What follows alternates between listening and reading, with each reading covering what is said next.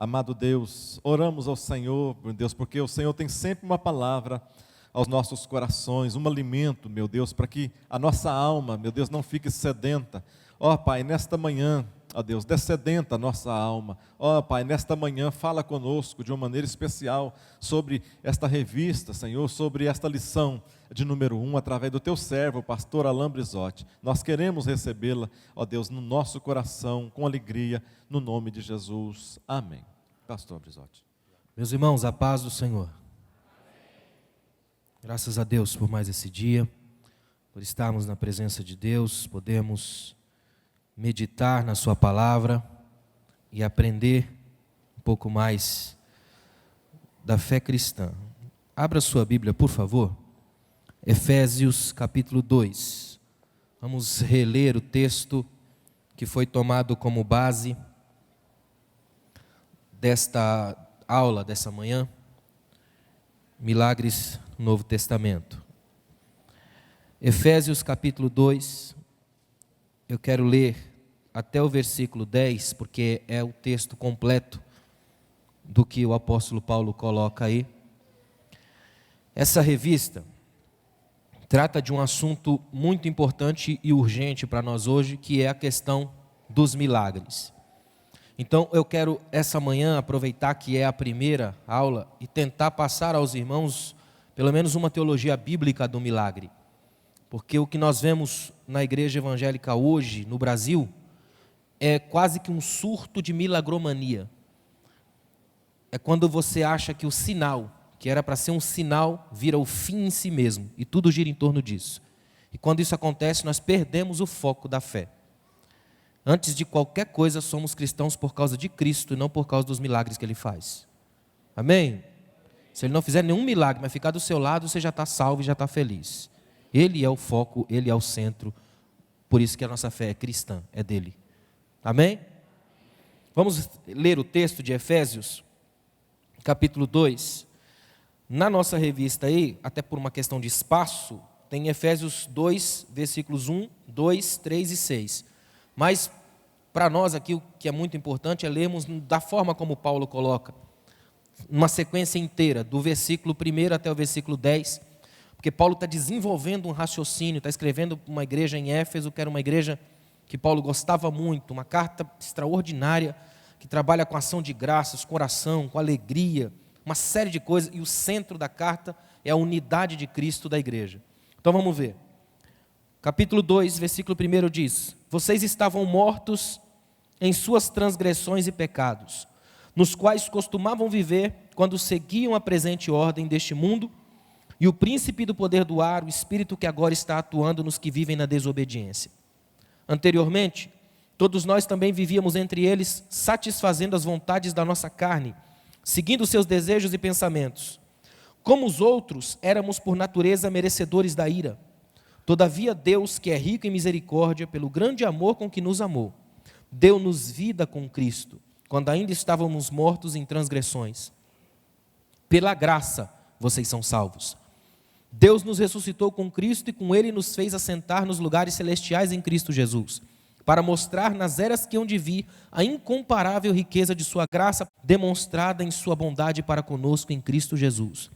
Pois vocês são salvos pela graça por meio da fé, e isso não vem de vocês, é dom de Deus. Não por obras, para que ninguém se glorie, porque somos criação de Deus, realizada em Cristo Jesus, para fazermos boas obras, as quais Deus preparou antes para nós as praticarmos. Ser cristão é acreditar em milagre. Mais do que isso, é viver milagre. E mais ainda, é ser milagre. Amém? A Bíblia já começa com um milagre. Deus olha a terra, vê que ela é sem forma e vazia, caos, e resolve criar. E não cria qualquer coisa, cria uma arte extraordinária. Se você avançar pelos meandros da natureza, pelas coisas que foram criadas, a criação por si só, vindo do nada, Deus chama a existência e as coisas acontecem, é o que a gente chama no latim de ex nihilo, a partir do nada, Deus cria. Só olhando para a criação você já tem motivos de louvor a Deus. A criação por si só já engrandece Deus. Do nada, Deus faz tudo. Aliás, a criação por si só já se torna uma espécie de grande pregação do mundo. Os salmos vão dizer que os astros celebram a glória de Deus. A criação geme, tem expectativa. A própria criação, no olhar da criação, você já encontra uma obra de Deus em milagre, um milagre extraordinário colocado em voga. O cristianismo nada mais é do que uma religião de milagres. E a ressurreição para nós já fala por si. Se você acredita que Jesus Cristo saiu do túmulo vivo, então você pode crer em qualquer milagre. Amém, irmãos? Se a ressurreição é a base da sua fé cristã, você acredita em qualquer milagre. Porque não há nada mais extraordinário do que alguém vencer a morte. O que Jesus fez na morte é o que a morte faz em nós. Quando você recebe a notícia de morte, geralmente é estranho, principalmente se a pessoa a quem você recebe a notícia for mais próxima de você. É assim ou não é? Não é uma sensação estranha? Por exemplo, quando acontece alguma morte de alguém jovem, ou de alguém que a gente estava vendo aqui, conversando com alguém, por exemplo, o cara está na sua casa almoçando, sai, capota o carro e morre. Essas notícias mexem profundamente com a gente. É como se o mundo arrancasse a máscara e dissesse, você não vai durar para sempre. Essa coisa que a morte gera em nós, Jesus gerou na morte. Porque imagina o susto que a morte tomou, depois Jesus apareceu 3 dias depois, vivo, e mostrou para ela que era possível. O império da morte também assustou. A ressurreição coloca na porta da história a cruz de Cristo como um símbolo maior de que a morte até ali mandava, dali para frente não manda mais. A ressurreição é a base para nós acreditarmos nos milagres de Deus. Primeiro, porque você fala do milagre da ressurreição e é obrigado a lembrar e a focar em Cristo. É bom os irmãos entenderem uma coisa, deixa eu dizer uma coisa aos irmãos, o primeiro milagre que o Novo Testamento aplica a Jesus é a transformação de água em vinho. Por que Jesus faz aquele milagre como o primeiro? Se é primeiro, ele vai estabelecer um padrão. Presta bem atenção nisso para você entender bem. O que Jesus faz é transformar água em vinho. Só que quando você vai olhar para as videiras, as raízes delas se aprofundam no solo. Ela busca a água que existe no solo. Essa água viajando pela raiz, com as químicas da raiz, a potencialização do sol, nasce a uva. Eles colhem, pisam e ela vira vinho. Olha o que Jesus fez. Transformou água em vinho. Ele só acelerou o processo porque não tinha tempo para tudo isso. O que Jesus está dizendo é que todos os milagres que Ele opera são coisas que Deus já faz. Eu só faço o que meu Pai faz, água em vinho. Portanto, todo milagre de Jesus, para ser milagre verdadeiro, tem que revelar o Pai. Se revela o Pai, é milagre. Todo milagre que tira Deus do foco não é milagre. Todo milagre que levanta o milagreiro não é milagre. Todo milagre que faz propaganda de igreja não é milagre. Todo milagre que coloca Deus no centro, esse é milagre. Então, cuidado com igrejas de mágicos, que tem demais por aí, colocando na boca de Deus promessas que Ele nunca fez, fazendo cócegas na alma e mexendo com sensorial. Milagre que produz arrepio, mas não gera transformação de vida. Isso não é milagre, isso é mágica, isso é manipulação de mente, isso é a mentira que a mão conta para os olhos, é truque. E Deus não trabalha com truque, Deus trabalha com milagres. E os milagres de Deus são de transformação, de geração de uma nova vida. Ou seja, cada vez que Deus opera um milagre, gera por um propósito. Isso é muito importante. O problema é que na época que a gente vive, há quem defenda com unhas e dentes a ideia de que a gente vive numa espécie de neo-idade média. O professor Gabriel Perecer, da Uninoves em São Paulo, disse que nós vivemos na idade mídia. E nessa idade mídia, ninguém está nem aí para pensar. Então, o que vier, mexeu no sensorial, deu algum senso de mexer com você, você já coloca como se fosse uma verdade fundamental. Ou seja, o grande problema de hoje já não é o ateísmo, é a crença tola em qualquer coisa. Não é mais uma crença racional, é quando você crê em qualquer coisa. Mexeu comigo, balançou o esqueleto, é de Deus. Será? Os milagres de Jesus têm base, são pensados. Santo Agostinho colocou uma base que eu acho ainda mais profunda, que ele diz o seguinte, que do ponto de vista de Jesus, os milagres de Jesus não são nem aquilo que a gente possa dizer contrários à natureza. Eles são dentro da natureza, mas num nível que a gente ainda não entendeu. Só vamos entender, como Paulo diz, quando chegarmos lá, porque chegando lá veremos como somos vistos. É tão extraordinário quando a gente entende isso. Existe uma capacidade ainda mais profunda.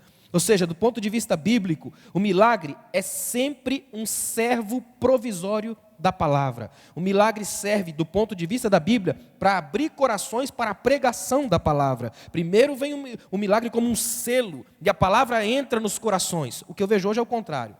Os milagres acontecem, quando acontecem, a mágica, o movimento, para fazer com que as pessoas entendam que isso é um selo de legitimidade, e nem sempre é. Porque a Bíblia vai dizer também que o inimigo pode gerar os sinais da discordância, os sinais da desobediência, pode trabalhar no coração com ilusões, com sentimentalismo. É muito perigoso isso. É por isso que todo milagre de Deus vai gerar no coração da pessoa uma sede pela palavra. Pode notar que na Bíblia, toda vez que Jesus opera algum milagre, o movimento que se gera é um movimento de adoração. As pessoas saem cantando, louvando e adorando a Deus. Isso aqui é extremamente perigoso. Precisamos aprender de uma vez por todas que antes de qualquer coisa, nós precisamos ter o centro, o foco. Inclusive na revista aqui, na primeira parte aí, ele colocou o significado dos milagres de Jesus, dividiu em 3 partes. O poder milagroso da pregação de Jesus. Entenda uma coisa aqui, a pregação de Jesus, Jesus não precisou fazer milagre para mostrar a pregação dele. É diferente. O que Jesus faz, cada milagre que ele faz, é como o selo, o sinal, a legitimação, para que aquelas pessoas entendessem, com milagre ou sem milagre, que a pregação de Jesus, a palavra de Jesus era o foco. O que o texto está dizendo é que a força da palavra de Jesus é maior do que os problemas, do que as doenças, do que as crises, do que os demônios. Simples assim.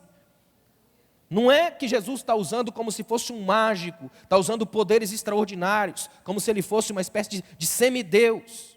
Tem muita gente equivocada nisso, e pregando essas coisas por aí.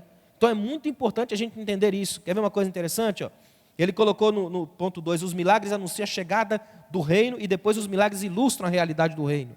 Esse reino de Jesus não é um reino de mando, não é um reino de poder, porque Jesus sabe de uma coisa que eu preciso dizer aos irmãos aqui hoje: milagres são perigosos.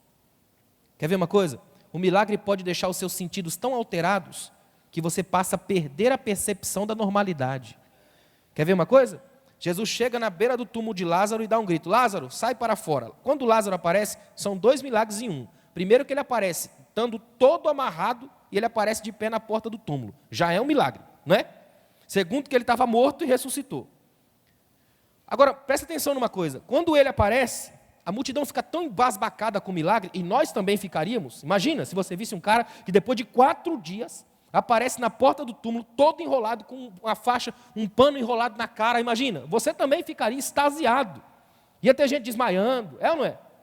Porque o milagre gera isso. Agora olha para mim, para você entender bem. Só Jesus percebe a pessoa e não o movimento. Jesus olha e diz: desatai-o e deixai-o ir. Nas entrelinhas, sabe o que Jesus está dizendo? Gente, eu trouxe o homem da morte para a vida. Vocês vão matar ele de novo sufocado? Arranca as faixas aí, tira o pano da cara, deixa o homem andar. Jesus está dizendo: eu tiro da morte porque é um impossível.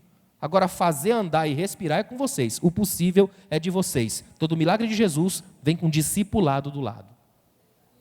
Eu trago da morte, mas vocês tiram as faixas. Eu trago da morte, vocês facilitam a respiração. Eu trago da morte, vocês lembram um homem que ele tem casa, tem família e pode voltar para casa.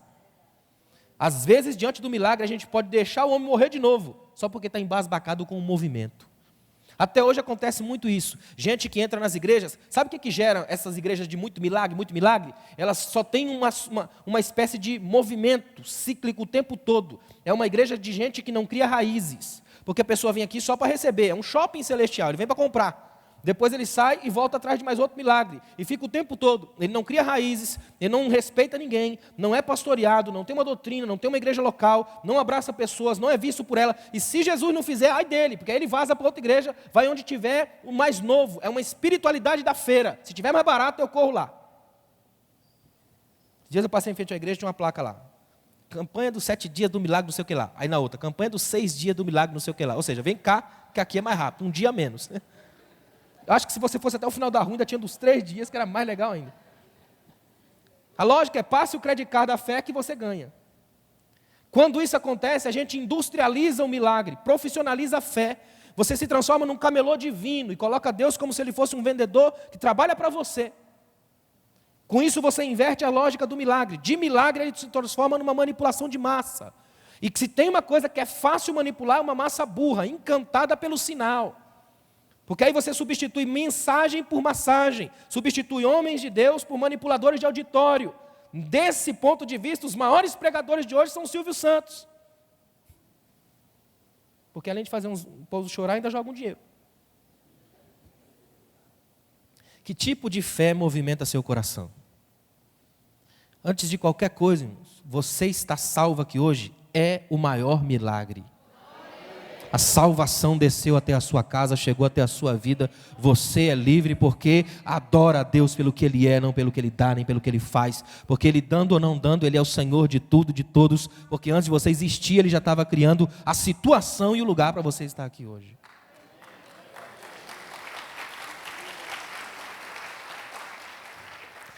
Eu estava lendo esses dias a Confissão de Fé de Westminster, que é uma das confissões de fé mais antigas da história da igreja, tão tremenda. Eles escreveram o seguinte: Deus, em sua providência ordinária, faz uso dos meios, por exemplo, a jumenta de Balaão. Todavia, Ele é livre para operar sem eles, como Ele fez com a criação, sobre eles, com a multiplicação dos pães, e contra eles, com o relógio de sol de Acais. Ele faz o que lhe apraz. É verdade. Ou seja, Deus pode agir com os meios, sem os meios, contra os meios, atrás dos meios, ou inventar os meios. O nome disso é soberania. Nosso Deus faz milagres porque quer. Ele é soberano. Ele não faz porque a gente manda, não faz porque a gente faz birra celestial, bate o pezinho e faz. Já viu que existe uma lógica hoje? É o seguinte: é você quem faz. Vai lá, mostra a tua fé. Que fé tinha Lázaro se ele estava morto há 4 dias? Às vezes o milagre gera fé. Às vezes a fé gera o milagre. Mas isso não é uma receita. Isso é um modo de Deus agir, entre tantos modos de Deus agir. Vai ter dias que seu coração vai estar tão machucado pela dor que você não vai conseguir nem um mínimo de fé assim. Ó. É a Ciro Fenícia que chega no meio da rua. E nesses dias é que Jesus olha para você e fala: grande é a sua fé. Porque em nenhum momento você tentou manipular o sagrado. Só trouxe um coração quebrado para aquele que faz o milagre de reconsertar corações. Essa é uma das coisas que a gente precisa entender. Deus tem a sua liberdade para agir. Aliás, é preciso muito cuidado ao lidar com os milagres, porque nenhum milagre, do ponto de vista bíblico, tem uma etiqueta, um rótulo de quem coloca. Milagre, do ponto de vista bíblico, não vai legitimar uma grife religiosa. Em nenhum lugar na Bíblia você vai ver, por exemplo, apóstolos que colocam a lógica: não, eu sou o cara que faz os milagres. Em nenhum momento você vai ver Paulo fazer um negócio desse, por exemplo. Aliás, ele colocou aqui, ó, no ponto 2 na revista, a multiforme sabedoria de Deus. E ele fala da graça, da relação entre a fé e o milagre, do alcance, principalmente, dos atos miraculosos de Jesus. Tudo isso aqui, ó, tem um ponto fundamental só. É pela graça que nós somos salvos. O maior milagre que existe de todos os pontos que você imaginar é Deus em sua graça. Irmãos, se Deus não fosse graça, simplesmente não existiríamos mais. Nem a gente suporta o mundo de hoje, Deus suporta porque ainda é graça. É verdade ou não é? Você já pensou se Deus chegasse para Adão e falar: ó, falei para você não comer daquela árvore, e você comeu, quer saber, a partir de agora está tudo destruído. Ele estalava os dedos, sumia tudo. O que é que fez Deus enxergar eu e você lá? Essa semana eu li um sermão que mexeu tanto comigo, tanto, de Antônio Vieira, um sermão de quarta-feira de cinza. Foi pregar na quarta-feira de cinza e resolveu pregar sobre a questão do pó. Que coisa extraordinária que é isso. Mexeu tanto comigo, quando eu tenho ido eu tenho falado disso, é extraordinário. Ele diz assim, ó: a história da vida humana nada mais é do que uma história cíclica de pó a pó. Pó que nós fomos, pó que somos e pó que seremos. Pó levantado, Adão vivo. Pó caído, Adão morto. Por isso que Deus soprou nas narinas do pó. Porque é o vento que quando sopra faz o pó levantar. Cessa o vento e o pó cai.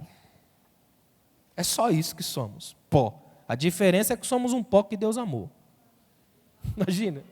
Só Deus para olhar para o chão e enxergar você, irmão. Só Deus para olhar para o pó e me enxergar e resolver, através de mim, agir e dar uma mensagem. Se não fosse graça, nós já éramos um pó caído. Ele diz assim, ó: abri a sepultura e vede se podeis diferenciar quem é o rico, quem é o pobre. Abre a sepultura e diferencia quem é alto, quem é baixo. Diferencia na sepultura quem era bonito, quem era feio. Vê na sepultura se tem diferença entre o rei coroado e o escravo algemado. Tem? Não tem, porque na sepultura todo mundo tem a mesma cor, a cor do pó. Não há milagre maior do que Deus nos tolerar por sua graça e nos amar. Nós já devemos viver, irmãos, em muita gratidão. Nosso chamado é viver em gratidão eternamente, por Deus estar operando em nós o milagre de nos amar do jeito que somos. Existem dois extremos que precisam ser evitados quando o assunto é milagre. Presta atenção aqui, ó. O primeiro extremo é que tudo é miraculoso. É o extremo que a gente está vivendo hoje. É o extremo de banalizar os milagres, dos mais bizarros aos mais repetitivos. Quando tudo é milagre, nada mais é. Eu me lembro de uma vez que a irmã falou para mim: pastor, por que na nossa igreja não tem milagre todo dia? Eu falei: porque se é todo dia é rotina, né? E o milagre não é rotina. O milagre é o extraordinário, está além do ordinário, né? Se tiver milagre todo dia, já não é milagre. Já é uma cotidianidade, é uma rotina monstruosa. Pior, uma rotina de êxtases. Há muita gente vivendo disso. Tudo é milagre, qualquer coisa é milagre. Já viu aquelas pessoas que vão desesperadas para eventos de milagre? Aí fica louco para ver algum milagre assim, já viu? Agora com o celular 1000, né? Para postar o milagre na rede social, a todo momento. Já ora para o irmão do lado: o que você tinha? Não, sei lá, eu tinha uma pinta de um lado, passou para o outro. Milagre. Paulo dá lá, né? O que vier de bizarro, esquisito, estranho, complicado, bota aí que é milagre.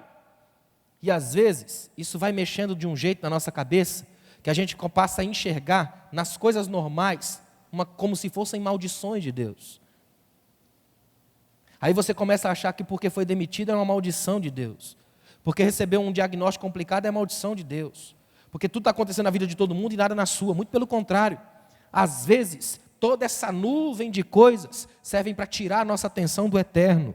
O que acontecer na sua vida, bom ou ruim, dê para a glória de Deus. Faz como Jó: o Senhor deu, o Senhor tomou, a Ele toda a honra e toda a glória. Em nenhum lugar na agenda de Jó, ele atribui seus sofrimentos ao diabo. Todo o sofrimento de Jó ele atribui a Deus. Na agenda de Jó, quem manda é Deus. É bom a gente entender isso. Está dando para entender? Outro extremo, o primeiro extremo é que tudo é milagroso. O outro extremo é que nada é extraordinário. Esse é o extremo de racionalizar tudo. É a tentativa inútil de fechar Deus nas nossas caixinhas. É aquela pessoa que de tanto apanhar por ver as milagromanias tortuosas de hoje, já passa a acreditar que Deus não faz mais. Muito pelo contrário, eu não posso fechar Deus nas nossas caixinhas medíocres. Ele faz e faz muito. A cada vez que alguém entra aqui na igreja e se converte ao senhorio de Cristo, um milagre extraordinário acaba de acontecer. A cada vez que nós conseguimos romper o egoísmo e abraçar o diferente, um milagre tremendo acaba de acontecer. Todas as vezes que a igreja tiver uma porta aberta para qualquer pessoa entrar aqui, é um milagre de Deus que continua acontecendo. No dia que nesta igreja não puder entrar um pobre, um desajustado, um complicado, esta igreja deixou de ver milagres de Deus. Mas enquanto aquela porta estiver aberta para qualquer um entrar, aqui ainda é ambiente dos milagres de Deus. É muito sério entender isso. Outra coisa que ele coloca aí como ressurreição, no versículo, no ponto 3 aí, ó. Ressurreição, o pilar da fé cristã. Irmãos, a ressurreição é uma das coisas mais lindas da Bíblia. O ideal seria que a revista inteira falasse de ressurreição. Porque só ela é fundamental. Para você ter uma noção, Jesus fez uma coisa na ressurreição que até hoje me alegra. Jesus podia ter transformado a ressurreição no mais extraordinário golpe de marketing da história. Imagina comigo aqui, ó, com a mentalidade que a gente tem hoje. Jesus no alto da cruz, o povo zombando, os carrascos batendo, o circo armado. Jesus poderia dar um grito, todo mundo parava, ele olhava e falava: ó, 3 dias, quero vocês tudo lá na porta do túmulo. Vocês vão ver a hora que o anjo descer, rachar aquela pedra de cima e embaixo, espetáculo, luzes, trombetas. Vocês vão ver só como é que vai ser, hollywoodiano. Eu vou sair, imagina, deslizando. É o sonho do crente, irmão. Todo crente faz isso. O crente tem aquela adrenalina divina, assim, doido para mandar. Já viu aquele crente que ele pensa no arrebatamento, não para ir com Jesus, mas só para ver quem vai ficar? Falei que você ia, você não ia, miserável. Eu estou indo, olha aí, ó, fui, #partiu, né? Jesus podia fazer isso, podia sair do túmulo assim, ó, vindo tranquilo, nem tocava no chão, todo mundo de joelho, curvando. Imagina, Roma no delírio, Jesus falando aqui, ó, não falei? Eu voltei, de volta para o futuro, estou aí. Jesus não fez isso. Sabe o que Jesus fez com a ressurreição? Tirou do centro, transformou a ressurreição numa coisa que acontece com gente que se chama pelo nome. Avise a Pedro, que eu vou encontrar com ele lá. Coisa da intimidade. Coisa nossa. Podia ser uma coisa tão tremenda. Sabe o que Jesus fez? Revelou o alto grau da ressurreição para mulheres de madrugada comprando perfume para ungir um túmulo. O que Jesus fez na ressurreição foi redefinir o feminino. Se até hoje tem uns machistas abobalhados achando que o erro do pecado vem de Eva porque ela viu o fruto proibido, eles esquecem que as mulheres foi quem viram Cristo ressuscitado. Ele ressurgiu por elas, mostrou para elas. Tanto é que a Bíblia vai dizer que Maria estava chorando, achou que Jesus era o jardineiro, ela acertou em cheio. Ele voltou para o jardim para trazer de volta a mulher para a história e mostrar para todo mundo que não há mais uma barreira nem de sexos, nem de movimentos, porque o Cristo está na história e trouxe tudo de volta. É muito sério isso. Sabe o que é interessante? Na ressurreição, uma coisa que me encanta. Jesus, olha para mim aqui, deixa eu falar de um modo bem simples para você entender bem. Se fosse eu, acabei de cumprir meu propósito, preguei 3 anos com um povo complicadíssimo, escolhi 12 discípulos que me deram um problema atrás do outro, perdi um, aí eu morri, ressuscitei, eu olharia para esses discípulos, fosse eu, gente, cumpri minha missão, Consolador está vindo, eu estou indo, fui, estou com saudade do céu, é ou não é? Já era, já fui, amém, Deus te abençoe aí, meu sangue tem poder, fica com paz, estou indo. Jesus não faz isso não. Jesus ressuscita e sabe o que ele faz? Começa a retardar a sua volta. É extraordinário. Ele não está indo para qualquer lugar, está voltando para o céu. E mesmo assim ele vai devagar. A sensação que eu tenho é que ele, entre aspas, não quer ir, sabe? Sabe aquela coisa de quando você vai para casa de um amigo muito chegado, da família, e aí chega a hora de você ir embora, você fica assim, não, 3h30 eu vou. Aí dá 5h30, não, 5h30 eu vou. Você vai sair de lá 11 horas da noite, é ou não é? E com vontade de ficar. Jesus está fazendo isso. Olha o que ele faz, ele aparece aqui, depois ele anda lá embaixo, aparece, aí depois ele vai andar a pé 11 quilômetros de Jerusalém até Emaús com 2 discípulos, depois ele aparece lá em cima de novo, aí lá em cima ele avisa, está em Jerusalém, ele avisa, gente, vamos lá para Galileia, vamos para Galileia, desce tudo para Galileia e ele vai lá para Galileia para conversar com os discípulos. Na hora que ele vai para o céu, ele podia simplesmente desaparecer, mas a coisa é cinematográfica, a Bíblia diz que Jesus vai subindo devagar, imagina essa cena, os discípulos quase falando, Senhor, fica, e ele, gente, não dá, tem que ir. Imagina essa cena. O sagrado subindo e os olhos ficando. Os discípulos ficando, mas os olhos indo. É uma troca de olhares. O nome disso aí é saudade. Rubem Alves escreveu que a saudade é sua alma, dizendo onde ela gostaria de estar. Imagina, eles subindo, os discípulos ficando. Aí a Bíblia coloca um detalhe que é magistral. Diz que uma nuvem o encobriu. Nuvem no original e na mentalidade judaica é símbolo da presença de Deus. É a presença que o encobre. Quando a presença o encobre, vêm os anjos e dizem uma frase extraordinária. Por que vocês estão olhando para cima? Ele foi, mas ele volta. Ele nem chegou, já vai voltar. Saudade. Um grupo de gente simples gerou saudade no coração de Deus.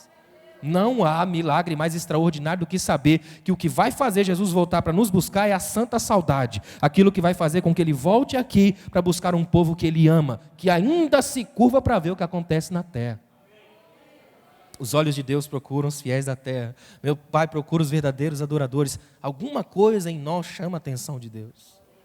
Isso é espetacular, isso é tudo fruto da ressurreição. Não é à toa que Paulo vai dizer, nós somos ressuscitados com Cristo.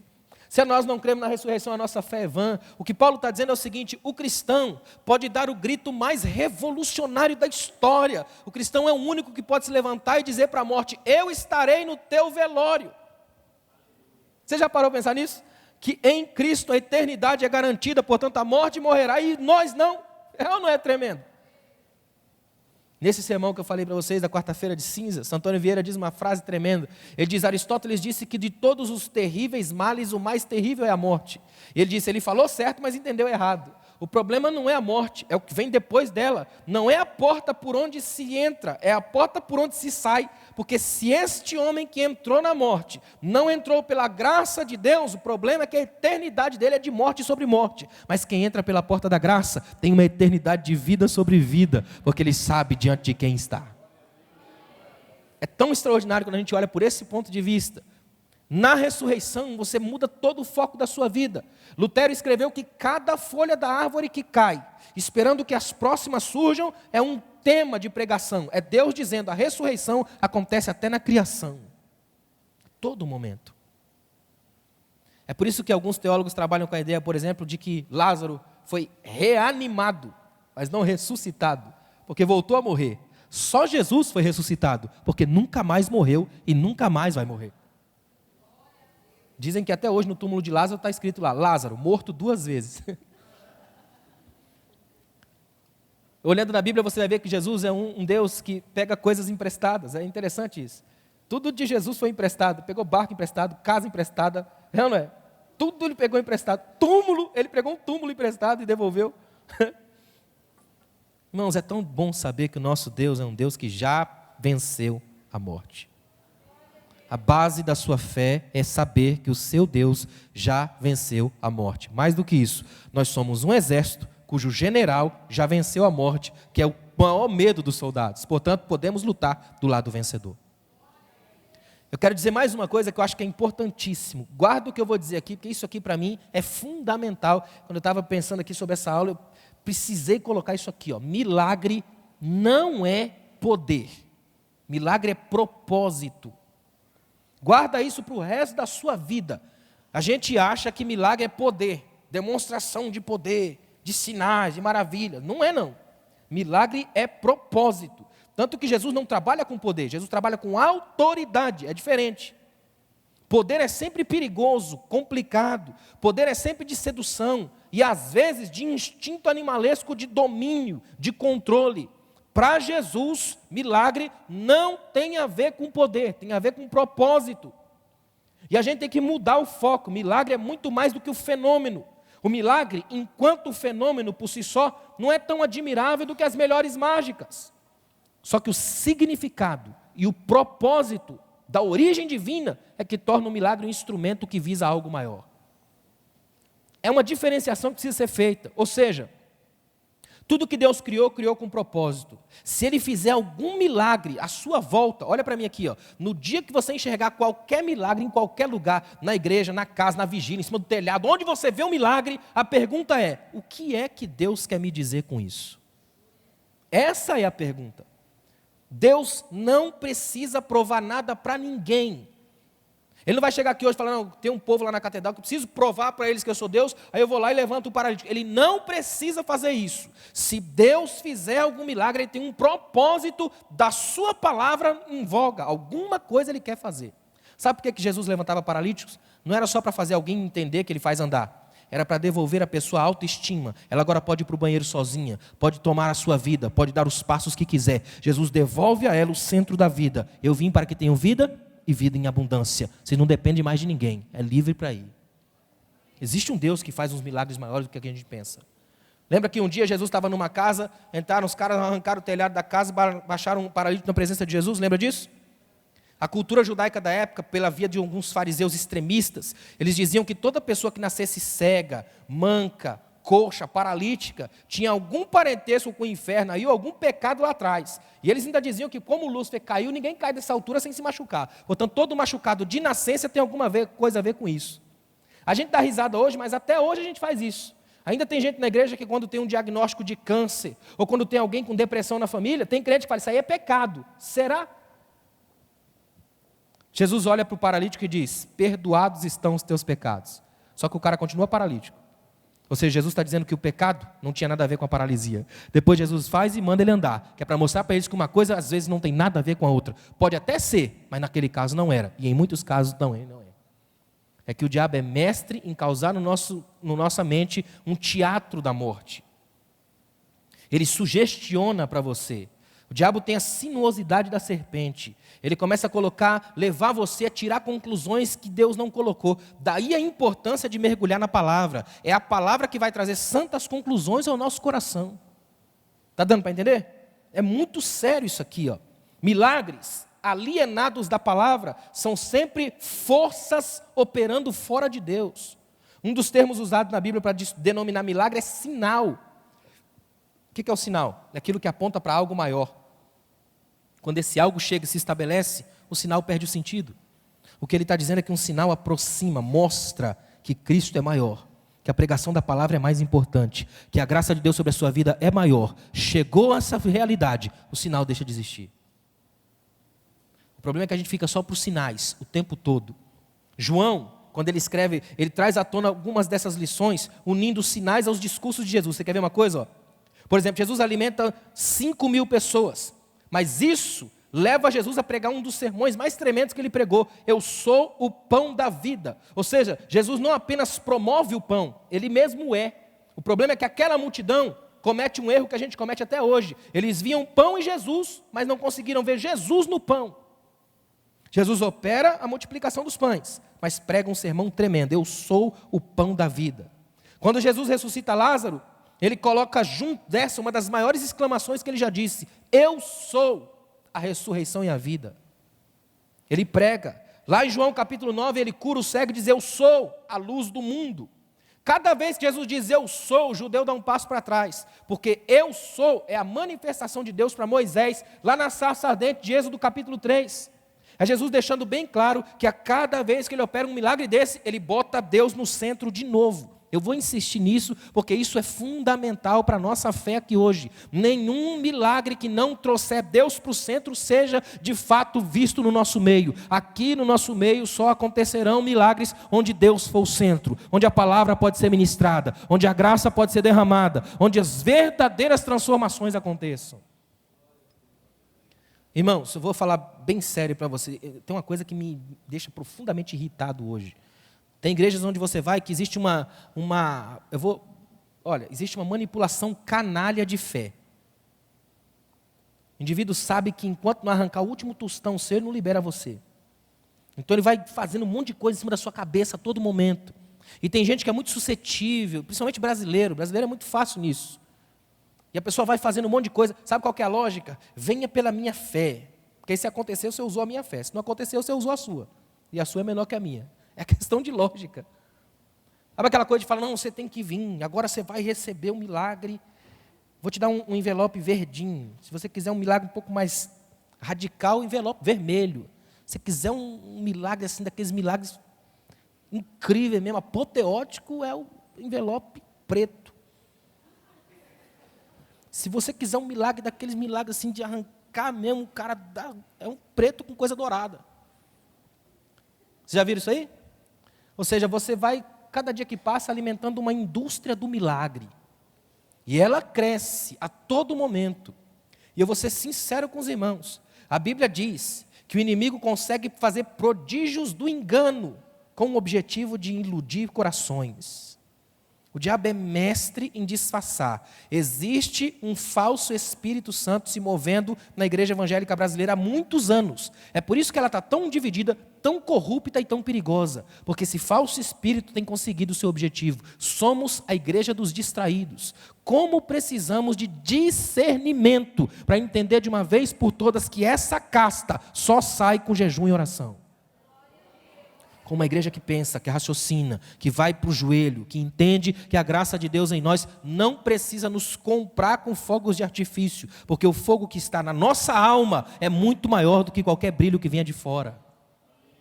É muito importante entender isso.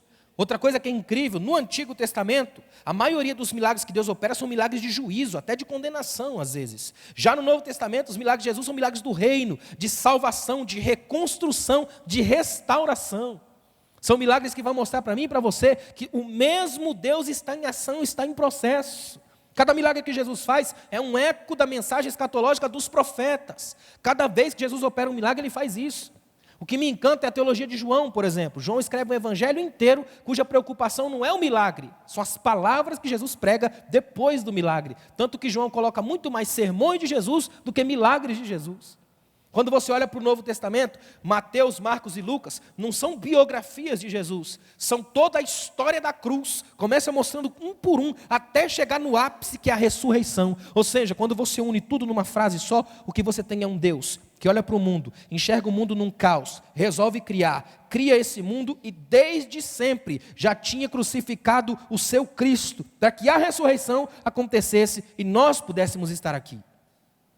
Desde a fundação do mundo o Cordeiro foi imolado. Ressurreição, restauração, transformação. É muito importante entender uma coisa. Eu coloquei aqui, preciso manter uma ideia central e determinante quando a gente for avaliar qualquer milagre. Não é o poder de Deus que está em questão, é o propósito dele. Em suma, Deus pode fazer qualquer coisa, mas a questão é, por que ele faria? Por que ele está fazendo?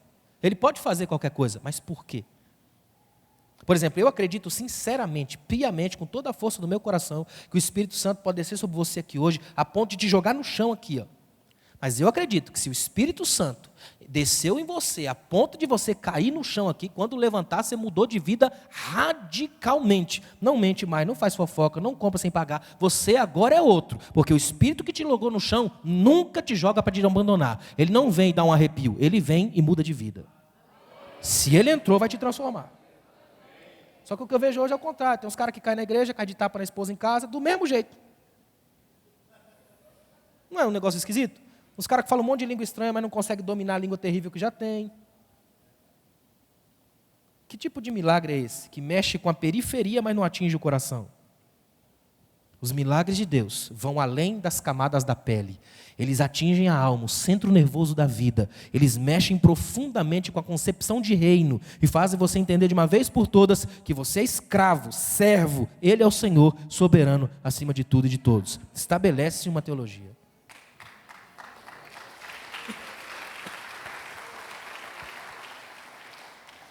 Tem uma coisa que é interessante, os milagres, quando você olha, por exemplo, no Antigo Testamento, eles ocorriam no âmbito de Israel, da nação, ou seja, eles estavam diretamente ligados à proteção, à preservação, à libertação e à promoção da nação de Israel. No Novo Testamento, o foco se estende para além das fronteiras de Israel, chegando a todos os povos e nações. Olha que incrível, no Antigo Testamento, os milagres acontecem no foco de Israel. No Novo Testamento tem um alcance missionário, o que por si só já é espetacular, o que significa que toda a igreja que tem muito milagre, tem muito missionário, gera muitas missões. Não é uma igreja que faz o povo vir para cá só para encher de dinheiro aqui. É uma igreja que faz o povo sair daqui e atingir a África, atingir as nações, atingir os lugares. Quanto mais milagre tem na igreja, mais o coração dela é missionário. Porque ela vai entender que ela agora é a nação de Deus. E que através da nação de Deus, como ela é, ela vai atingir o mundo, vai atingir pessoas. Ou seja, ela não fica numa espécie de milagre da chantagem divina. Já viu a chantagem divina que acontece hoje? Ó, Deus não vai te dar um milagre enquanto você não fizer isso. Já viu aqueles irmãos que antigamente falavam assim, você não vai fazer minha obra não, meu servo? Vou matar sua tia, seu tio, seu pai, seu irmão, seu primo. Lembra? Existia um Deus talibã, Al-Qaeda divino, Bin Laden gospel, não tinha? Graças a Deus que a nossa mentalidade foi melhorando. E a gente foi aprendendo e entendendo que Deus não faz essa chantagem divina e toma lá da cá gospel. Existe um Deus que se preocupa, que se manifesta nas nossas relações humanas. E quando Ele opera um milagre em um, esse milagre se transforma em testemunho de todos. Olha que interessante, ó. Os milagres de hoje estão se transformando num elemento de culto. Massas atraídas pelo milagre. Tem até gente que fala, não, tem que fazer isso que é para chamar a gente. Toda vez que eu fizer um culto para chamar gente, eu alterei o original de um culto. Um culto não é feito para chamar gente, até porque o culto é o único movimento que só tem um membro na plateia, Deus, porque todo culto é feito para Ele. Todo culto é feito para Deus. Portanto, qualquer coisa que eu fizer para chamar gente não é culto. É algum movimento nosso, mas não é culto. Não precisa ser chamado de culto. Pode chamar de show, de evento, de festa, fica à vontade. A gente pode fazer isso também. A questão é, se é culto, não é para nós. Ou seja, se é culto, você não tem o direito de gostar ou não. Se é culto, você não pode falar, não gostei do hino que a irmã cantou, não gostei da mensagem que o pastor pregou. E daí, não é para você? É para Deus, Ele é o centro, Ele é o foco. A igreja é dele, é para Ele, dele, por Ele e para Ele são todas as coisas. Tudo aqui acontece para Jesus. Por causa dele. Tanto é que na Bíblia tem pouquíssimos casos de cura no culto. É interessante isso, principalmente no Novo Testamento. Tem um caso de Jesus entrar na sinagoga e curar um cara com a mão ressequida, até porque Jesus queria curar ele do culto. É interessante, ele era um oculto no culto. Era um homem com a mão mirrada, ressequida. E naquela cultura agrária, um homem precisa trabalhar com as mãos. Então um homem com a mão ressequida é um homem que a multidão olha para ele como um peso social. Esse cara vai ter que viver de doações, de Bolsa Família, de assistencialismo. Então se esse cara chegar no nosso culto, o que a gente faz? Com essa mão feia dele, joga no canto. Fica no canto lá, que sua mão atrapalha o nosso culto. Aqui só tem gente perfeita e você chegou com essa mão torta aí, fica aí. Sabe o que Jesus faz? Chama ele para o meio. Antes de curar, chama ele para o meio. Jesus tira o homem da periferia, de trás da coluna, bota no meio, porque antes de curar o homem da mão, vai curar o homem do coração e da língua dos outros. Aí ele fala, agora estende a mão, e a mão fica normal, de novo. E aí a Bíblia diz que os herodianos, amigos de Herodes, embasbacados pelo poder, saíram dali para tentar matar Jesus. Ou seja, viram um milagre, mas ao invés da fé aumentar, aumentou foi a maldade. Saíram de lá com vontade de matar Jesus. Às vezes, o milagre mostra o pior que você tem. Então é muito sério isso. Eutico, por exemplo, é um caso de cura num culto, de milagre num culto. Só que eu tenho certeza que Eutico não foi para o culto para morrer. Né? Nem Paulo foi lá para falar, venha, porque Eutico vai morrer lá e eu vou ressuscitar ele. Nada disso. O que aconteceu foi que Paulo pregou demais, um sermão que se alongou demais, que eu tenho certeza absoluta que a igreja dos apressados hoje não resistiria a esse sermão, porque nós temos irmãos que vão embora na metade da bênção apostólica. Imagina o de Paulo, que o sermão arrastou, demorou, e Paulo foi pregando, e o sermão não acabava nunca. A Bíblia diz que Eutico sentado na janela. O problema da janela é esse. Nós vivemos num tempo que o ser humano é atraído pela lei da gravidade, irmão. E pelo aquilo que é ruim. Você já notou que você não precisa ensinar nada de ruim para ninguém? Você tem que ensinar o que é bom, porque a criança já começa a aprender o que é ruim. Já notou isso? Já vem com a gente. É aquele menininho que fala, eu tenho isso, você não tem. Ninguém ensinou, mas ele aprende. Não é verdade? Eutico está lá, ele podia simplesmente dormindo cair para dentro. No máximo ia gritar e ia machucar. Só que como é humano, é complicado, caiu para fora, era mais alto, morreu. Paulo foi lá, orou, ele voltou à vida, Paulo subiu e sabe o que fez? Continuou pregando. O culto não acabou não, irmãos. O milagre foi um elemento circunstancial do culto, mas a pregação era o elemento essencial, permaneceu. O inferno entrou, a morte chegou, saiu, o culto continuou, porque se Deus está presente, Ele é o foco. É melhor Ele do que os milagres. Milagres são circunstanciais para aqueles que amam a Deus acima de todas as coisas. Eu temo hoje que a mensagem que a gente prega seja completamente relegada ao segundo plano em alguns ministérios. Tem acontecido muito isso. Nesses ministérios praticamente não há menção à penúria pelo pecado, à obra de Cristo, o poder regenerador do Espírito Santo, da suficiência e da inspiração das Escrituras. O que acontece hoje é só um monte de milagre acima de milagre. Já viu aqueles programas de televisão que tudo é milagre, a todo momento, todo dia? E eu vou ser sincero com vocês, a coisa mais fácil que tem é produzir isso aqui. Dá para fazer isso aqui. Com um grupo de pessoas que está aqui, dá para fazer. Toda vez que você juntar muita gente, você vai ter gente com problema de dor de cabeça, não tem? Gente com problema de pressão. Irmão, aqui é o Brasil, tem um monte de gente com nome no SPC. Né? Eu poderia olhar assim para os irmãos, irmão, sinto que você está com um nível a mais aí de colesterol no seu sangue. É só dar uma trabalhada na frase que você geme aí e fala, aleluia, Senhor. Eu poderia inventar uns 400 milagres aqui hoje. E existe um efeito psicológico chamado efeito placebo. Quer ver como é que surgiu isso, por exemplo? Quando surgiu a primeira máquina de raio-x nos Estados Unidos, teve um monte de gente que só porque passou em frente a ela se declarou curado. E foram curados mesmo. Inclusive, efeito psicológico profundo. Até que descobriram que a máquina não tinha sido ligada. É fácil. Por exemplo, você é um empresário, precisa tomar uma decisão muito séria amanhã na sua empresa. E falta coragem para isso. Aí eu venho aqui e falo, eu sinto que eu vejo uma caneta de você assinando papel. Você fica todo empolgadão, vai lá, toma a decisão na melhor da sua forma. Acontece o que você disse? Foi Deus. Foi mesmo, mas não foi um milagre. É apenas um positivismo gospel que ajuda a melhorar, mas que não é esse milagre todo. E eu louvo a Deus dessa aula estar sendo passada aí na internet, na televisão, que é para esse bando de pilantra que tem nas igrejas, saber que a igreja está educada, que o Espírito Santo ainda fala com a igreja, que a palavra ainda está aberta e que milagre acontece na alma, não no bolso. É muito importante entender isso. Até porque, irmãos, a última coisa que o crente converte é o bolso. Não é à toa que quando Jesus passou embaixo da árvore que Zaqueu desceu, Jesus falou, hoje chegou a salvação nessa casa. Que a primeira coisa a converter foi o bolso. Se eu roubei alguém, dou 4 vezes mais. Jesus falou, salvou. Esse está salvo. Hoje tem salvação nessa casa. Converteu o bolso? Primeiro? Então tem salvação aqui hoje. Né?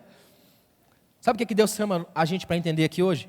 Que todos os milagres que Deus operar, vai sempre existir um porquê, um propósito definido. Deus não brinca com sentimentos de ninguém, Deus não fica jogando a torto e a direito. Esse aqui tem fé, vou jogar um milagrezinho para ele hoje, aquele lá não tem, vou acabar com ele até ele descobrir que tem milagre. Deus não é um monstro insensível mexendo no psicológico das massas. Ele é Pai de amor, trabalhando com cada um de acordo com a necessidade da sua fé. Então Deus se caminha com você com calma. O meu maior temor hoje, irmãos, para ser sincero, é que a igreja seja reconhecida como evangélica, mas sem o evangelho. Que ela seja uma igreja cristã, mas de um outro Cristo. Que ela seja reconhecida por crentes que sejam reconhecidos como pessoas que têm só experiências, mas que ainda não aprenderam a ter Bíblia na alma. Olha, deixa eu falar uma coisa com todas as letras aqui, ó. Se acontecer comigo, por exemplo, de eu ter uma doença muito grave, alguma coisa do tipo, e o Espírito Santo vier operar uma cura em meu favor, eu tenho todo o direito de chegar aqui e contar o testemunho no requinte de detalhes. O que eu não posso é transformar isso em doutrina. E dizer, porque aconteceu comigo, também vai acontecer com você. Nem sempre. Experiências pessoais não são doutrinas. É por isso que nós não criamos doutrinas nos livros de Atos, nos Salmos, criamos doutrina nas cartas de Paulo, porque ali são doutrinações da igreja. Paulo, Pedro, João. É sério isso. Tem muita gente que acontece uma coisa com ele e transforma. Eu lembro até hoje, quando eu era garotinho, que tinha um disco, não sei se vocês vão lembrar disso aí, mas tinha um disco que tinha as divinas revelações, não sei do quê. Uma irmã que sonhou que tinha ido primeiro no inferno, eu não sei porque que é primeiro no inferno, mas era primeiro no inferno, depois ia lá no céu. Lembra disso? Aí via aquele monte de coisa e tal, e fazia um sonho, cujo único objetivo era gerar um medinho na alma, que era para o cara vir assim, morrendo de medo e aceitar Jesus. Só que Jesus nunca ganhou ninguém pelo medo, ele ganhou pelo amor, porque a Bíblia diz que o verdadeiro amor lança fora o medo. Ou seja, por mais tremendo que seja um milagre que tenha acontecido na sua vida, ele é um testemunho do que Deus fez em você e pode fazer nos outros. Não necessariamente vai. Não é doutrina, doutrina é na palavra. Deu para entender? Porque senão a gente cria uma espécie de estabelecimento geral, Deus tem que fazer e ponto. Você já viu aqueles indivíduos que falam assim, essa noite, eu vou pregar aqui hoje, se Deus não fizer, eu rasgo a minha Bíblia. Pode rasgar então. Se precisar de ajuda, eu vou lá. Porque Deus não é obrigado a fazer nada porque eu falei. Ele é o Senhor, Ele está estabelecido em seu trono, nada move a sua soberania, é Ele quem faz e ponto. Porque senão a gente inventa cada coisa, é tão sério isso, é tão perigoso. Tem hoje gente muito, muito obcecada por isso. Tem gente, por exemplo, que poderiam ser grandes pregadores e tal, mas se obcecam tanto por essa coisa que viram monstros. Aí precisam mesmo de pastores, homens, pastores e pastoras que tenham esse domínio, essa sensibilidade para tirar esse pessoal e fazer eles voltar para o chão. Fiquei sabendo esse dia de um pregador que foi pregar na igreja, 17 pessoas no culto, e ele empolgadaço aqui, agora vai, olha lá, meu Deus, que culto, o que é isso? Já viu aqueles pregadores? 17 pessoas no culto, uns 4 dormindo, o grilo para lá e para cá, e ele, agora, olha lá, olha ali, olha lá. Aí ele virou para o pastor e disse, como é que termina um culto desse? O pastor pegou o microfone, é assim, ó, que a graça e a paz de nosso Senhor e Salvador Jesus Cristo. É assim que acaba o culto. Ou seja, a gente não precisa criar um movimento imenso aqui para um milagre acontecer. Eu não preciso criar um movimento extraordinário, pintar um monte de anjos descendo do céu, fazer nada disso. Quando você chegar na sua casa e olhar no espelho, você está diante de um milagre. Primeiro que você está vivo, a graça de Deus ainda está se movendo sobre a sua casa. Você está de pé aqui hoje, provavelmente vai cear essa noite. É milagre de Deus estarmos aqui hoje, sendo amados por Jesus, na comunhão da igreja, sendo celebrados, ouvindo palavra e louvando a Deus. É milagre demais.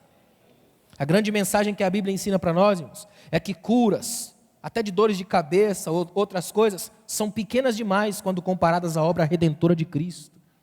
É pequena demais quando comparada à ressurreição de Cristo.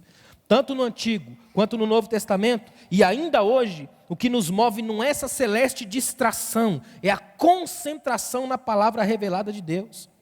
Nós não podemos transformar os milagres em entretenimento. A W. Tozer disse uma frase que para mim é decisiva. Ele disse que o entretenimento nada mais é do que o substituto diabólico da alegria.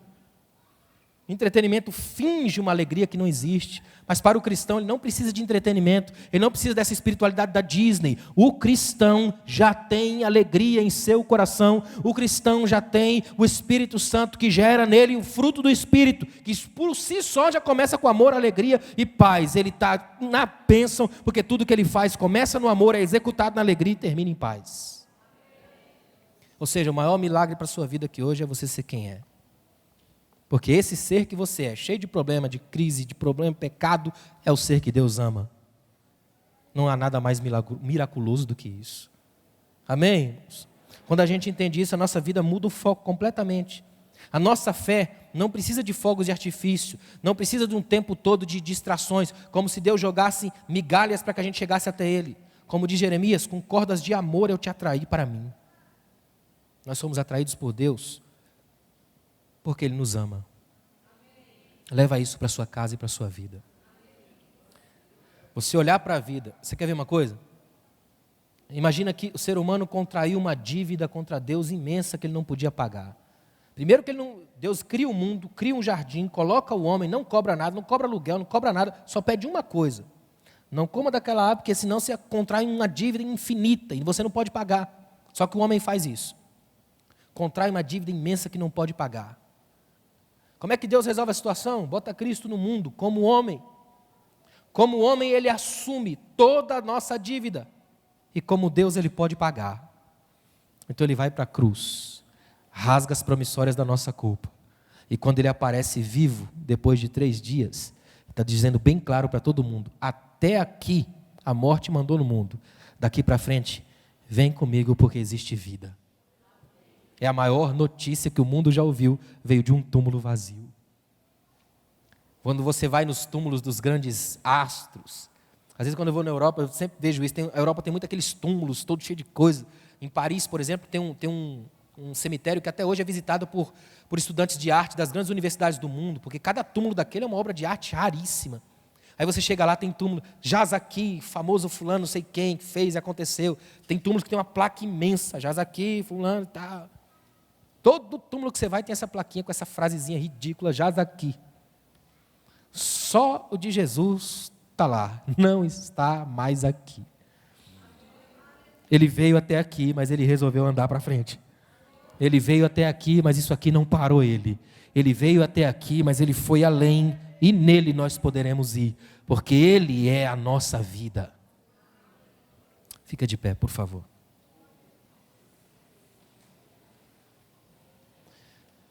A igreja precisa voltar a celebrar esse Cristo que liberta, que salva, que cura. Precisa voltar a entender que a vida, nós somos uma igreja a favor da vida. Porque o nosso Cristo sempre teve compromisso com vida. Eu costumo dizer isso, eu sempre falo. Jesus é um exemplo para tudo na nossa vida, menos velório. Ele estragou todos os velórios que ele foi, todos. Ele é um Deus que lida com vidas. Morreu, chamou Jesus, ele foi lá de velório e virou festa. Uma das cenas que eu esses dias eu estava olhando para a Bíblia e me encantou foi ver a viúva de Naim. Ali tem uma coisa que agigantou os meus olhos esses dias olhando o texto. Imagina aqui, para você raciocinar. Imagina que Jesus está chegando na cidade, na entrada da cidade. E a Bíblia diz que vem com ele uma multidão. Agora imagina você, um rapaz de 30 e poucos anos de idade, com uma multidão com ele. E a multidão que vem com ele é efusiva, vem gritando, porque é uma multidão que está vivendo milagres. Você vê um cara que está andando aqui, mas era paralítico. Você vê outro que pode enxergar e ele era cego. Imagina como é que vem essa multidão. Vem gritando, vem cantando, vem falando das glórias de Deus. Quando chega na entrada da cidade, vem saindo outra multidão que é curiosamente o oposto dessa. É uma multidão que vem chorando, que vem se lamuriando. Vem uma viúva, já perdeu o marido, agora perde um único filho, ou seja, todas as esperanças dela são sepultadas ali. Não tem projeto de futuro, está perdida. Vem as carpideiras, que são mulheres que na época eram pagas para chorar em velório. Olha o que o dinheiro faz, chorar porque você não conhece. Jogavam pó para cima, chorava. Quando as multidões se encontram, imagina o choque. Mas aí a Bíblia diz que Jesus, olhando para ela, moveu-se de íntima compaixão. E compaixão não é pena nem dó, é compaixão. Viagem para dentro do sentimento do outro. Foi tão forte o que Jesus sentiu por aquela mulher, que é o primeiro caso de ressurreição que ele não ora. Ele não orou. Ele já foi conversando. Menino, levanta. Ele já ressuscitou ali, no olhar. E o menino levanta e Jesus consegue fazer outro milagre. Transformar 2 multidões em uma só. E essa multidão inteira entra para dentro da cidade glorificando a Deus. Da região que Jesus andava, a cerca de 4, 5 quilômetros, havia uma cidade grande chamada Séforis. Uma cidade com vários anfiteatros, com uma noite efervescente, uma cidade gloriosa na época. Jesus nunca foi lá, a cidade sumiu do mapa, ninguém sabe onde é mais hoje. Janaim, cidade desse tamanho que ninguém vê nada, até hoje não tem nada, só os escombros. Mas todos os turistas que vão a Israel têm que parar o ônibus na estrada, olhar para os escombros e dizer, aquilo lá ó, é Naim. Séforis era grande, mas sumiu. Naim era pequenininha, até hoje existe, porque Jesus passou lá. Se Jesus passar lá, a sua casa muda. Esse é o poder dos milagres de Jesus. Amém? Vamos orar agradecendo a Deus. Dá para fazer uma oração de gratidão? Agradecer a Ele por cada um dos milagres que você tem vivido. Agradecer a Ele pelos milagres que você experimenta. E mais do que isso, pelo milagre que você é. Ó Deus, obrigado, Pai. Obrigado, Senhor, por esse dia, por essa aula que tivemos aqui essa manhã, Pai. Deus, obrigado porque em cada um dos teus milagres, os teus propósitos, Pai, são agigantados. Não é poder, é propósito. Não é aquilo que nós podemos entender apenas, Senhor, mas aquilo que é colocado em nossa alma, internalizado. Aquilo que o coração entende e aplica como verdade de fé. Pai, que cada um de nós aqui saia hoje, Senhor, agradecidos, Pai. Agradecido por aquilo que o Senhor é, pelas coisas que o Senhor já fez. Agradecido principalmente porque o teu olhar nos atingiu, nos alcançou. No meio de uma massa de 7 bilhões de pessoas, os teus olhos nos viram, Pai. Ainda somos alvos do teu amor. E é por isso que te agradecemos. Em nome de Jesus. Amém. Deus abençoe. Obrigado.